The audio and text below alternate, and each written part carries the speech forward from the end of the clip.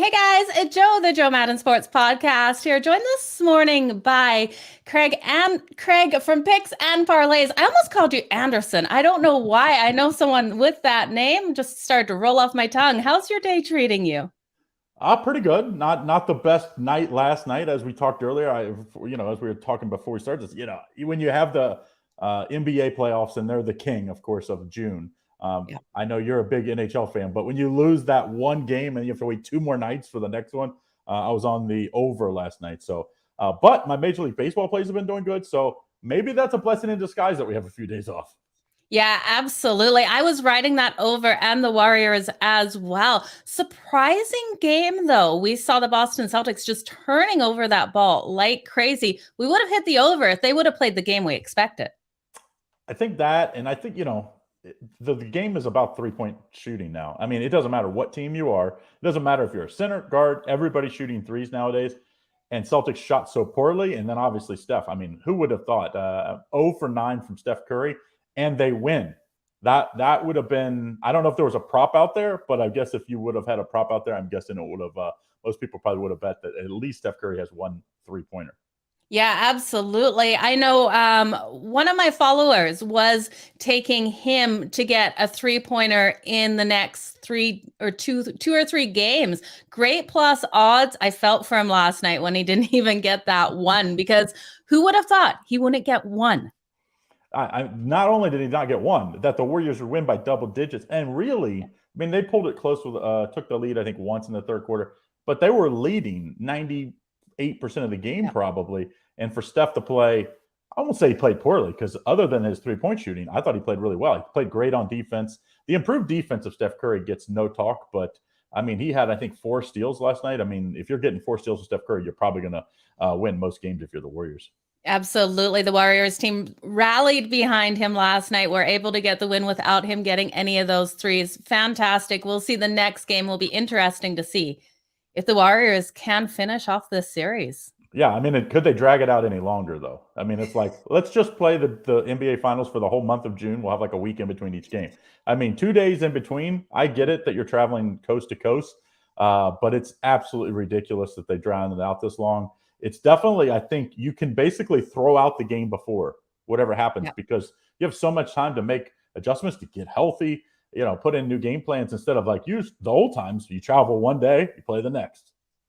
Absolutely. And I wish we would see this here. But that being said, too, we are coming into just baseball season. Like we were talking before this show, I'm not ready for the NHL to be over. I'm not ready for basketball to be over. So dragging out a little bit is okay in my mind.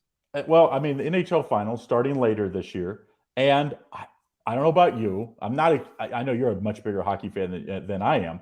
But when it comes to playoffs, that's the time I pay attention. I would say that's probably most Americans are the same as me, for the most part, let's say.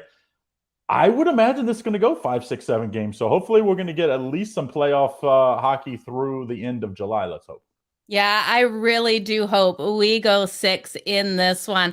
I'm looking for a deep series. If this comes out and one of these teams finishes it in 4, not going to be too impressed there. I don't want hockey to finish, but let's talk about how you got started in this industry.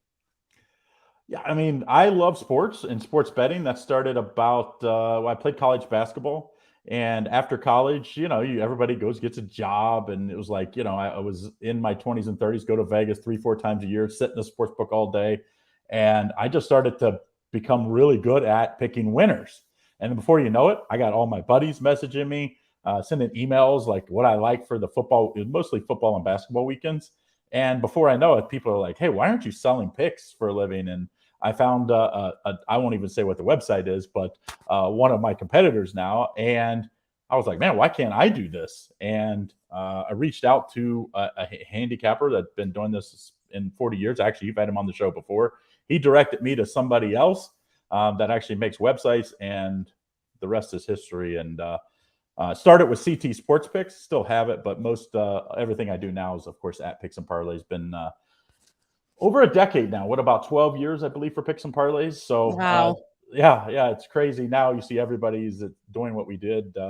We were one of the first on YouTube doing free pick videos. So I've been on YouTube for almost 10 years now. And so that's where most people probably know me from, even though A lot of people probably still find me from the website, but yeah, the YouTube has always been not as much Facebook and that, but YouTube people, they love to get free picks, and I was always doing it, and so that's how I started, Absolutely. and I've just kept it going from there. And since then, we've sold picks and parlays to a large company out of Sweden called RakeTech, and they've kept me on board. I have a long-term contract here. It's a very good relationship, and they've helped me make the site even better. So we're going to continue to grow.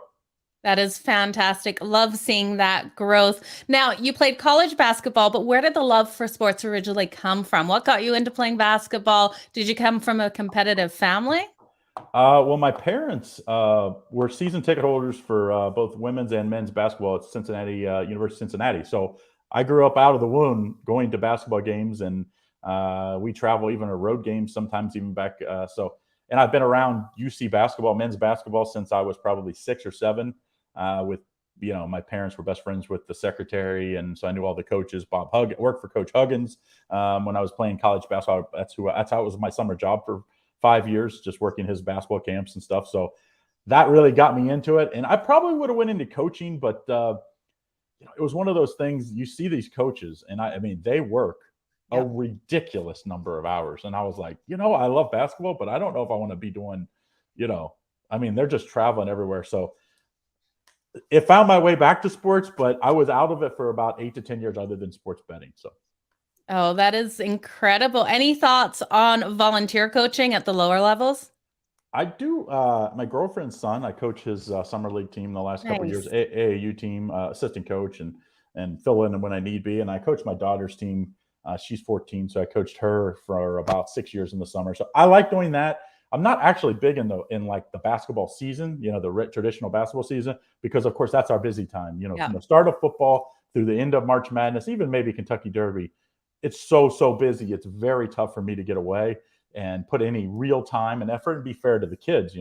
But I do like the summer stuff because, of course, we're slowing down a little bit, and it gives me time to stay active in the gym and pass on a little bit of what I know. Although the game, in your mid 40s, what you remember 25 years ago, the game's changed so much because of the Steph Curry of basketball. The 3-point line has changed.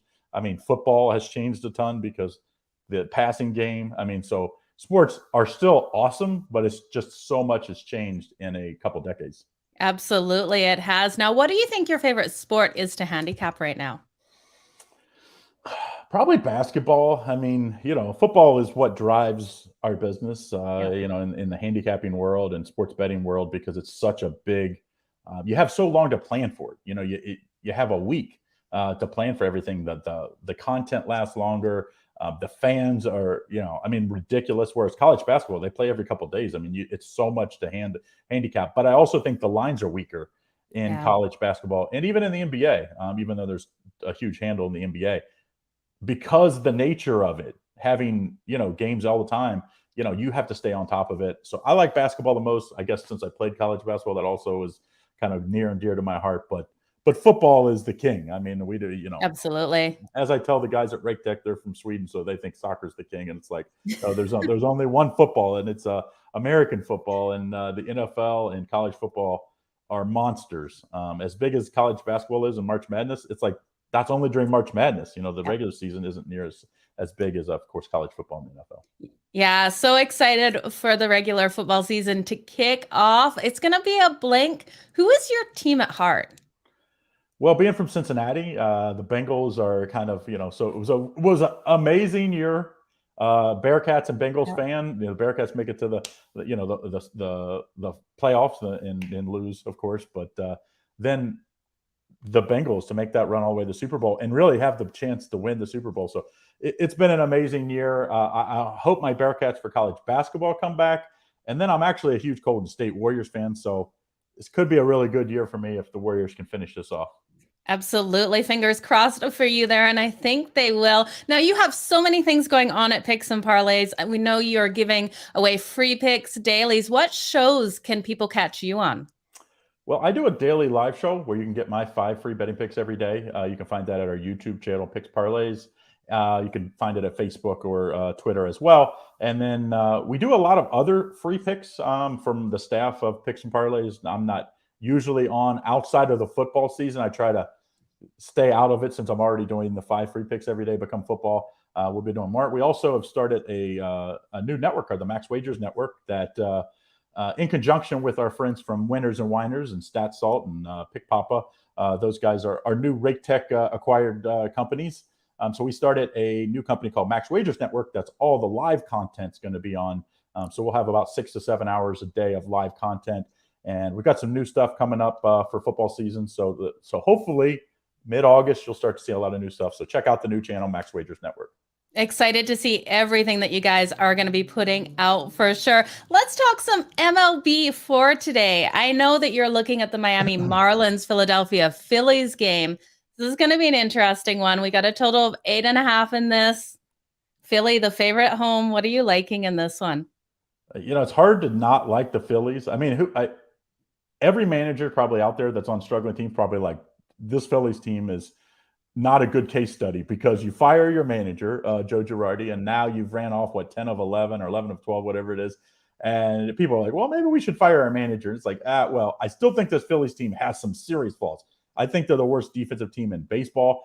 And, that's not changing. If you look at their outfield, it's like they basically can rotate 5 guys in, and they have one guy that's good on defense. So it doesn't really matter what else you do out there. There's not like a moving part. Maybe they could go acquire some people if they continue to stay active into at least the wild card rankings. I don't think they're going to.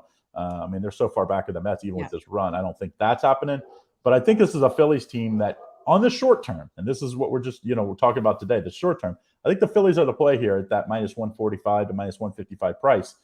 They're just hot right now, and we always knew they could hit, and that was never going to be the problem. It's going to be, can their defense and pitching hold up?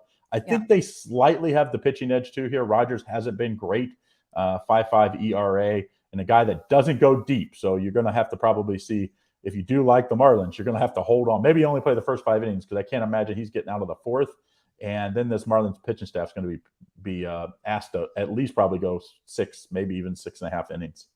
Yeah, I like it. I do like the Phillies here in this situation as well. We look at the Marlins, just have struggled in Philadelphia, only winning 1 of the last 5. And then we look, like you said, Phillies bats have been hot. They could get this over on their own. We got a total of 8.5. It's going to be interesting to see how hot they do come out today. Yes, when you play the Phillies, you just have to say, I think most times, if you're going to like same game parlay, you have to think Phillies and over, because they're pretty much have to outscore people. I mean, they can at times, and any starter can have a really good game one-off, but over the course of the season, this staff is not going to be great. It's going to be about their offense. Can their offense cover up for their starting pitching issues at times, the weak bullpen, and like I said, the terrible defense? Absolutely. Okay, let's move on to the Milwaukee Brewers and the New York Mets game today. Mets coming in here as the favorite at home. We've got Bassett starting for them. He's best at home. Do the Milwaukee Brewers have any chance in this one? It's hard to back a Brewers team that's 2-8 their last 10 games.